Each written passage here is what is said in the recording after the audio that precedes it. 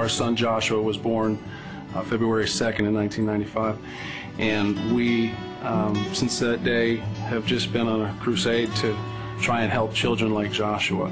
He was born with a very severe muscle disorder. We were actually told that he might not make it through the day, and then after 3 months of being in the hospital, doing some research, doing a muscle and nerve biopsy, we found out that he had Myotubular Myopathy.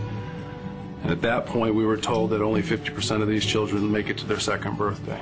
We had started the foundation before he was a year old because when he was diagnosed, there was no information on his disorder. There was probably 50-something children that they knew of here in the United States and the UK. The purpose of our foundation is twofold. Obviously, we want to support research that's taking place, world-renowned, groundbreaking research that's going to make a difference in the lives of these kids. And secondly, we want to, we wanted to be there as a resource for families that are dealing with muscular disorders. It's really exciting to see what is happening. 12 years ago, when we started supporting Dr. Atala, 20% of his research was focused on muscle. Now it's 80%.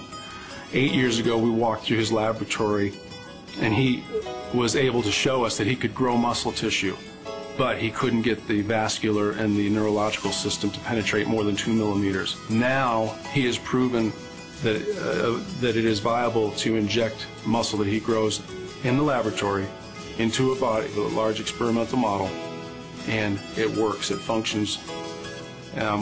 Obviously, our support system here at Harvard Medical Center and Dr. Beggs at Children's Hospital Boston, this doesn't happen without people like him.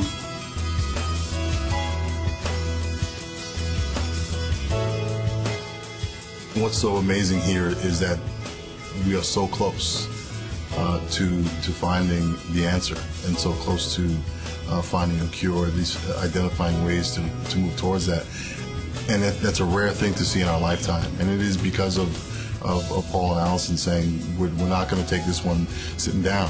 Writing a check and saying, oh, that's, this is great, I hope it works out, and then you're like, it's almost like you're pushing something uphill, and we're literally now going over the top of the hill, and it feels like we are, and at any time we're going to gain momentum, and we're going after this thing. I remember when I first met Alison and we would talk, and she said to me, I asked her, what's it like? And she said, every day I have a knot in my stomach, and I just pray, and I just appreciate every moment, every second that I have with Josh. And by the grace of God, he's still here. So how could you stop helping that? How could you not want to help these kids? My kids could walk, they could run. Why shouldn't other kids be able to? Through Joshua's story, because he has defied the odds every day he has been with us, there are many times that we have almost lost him, and he has stopped breathing.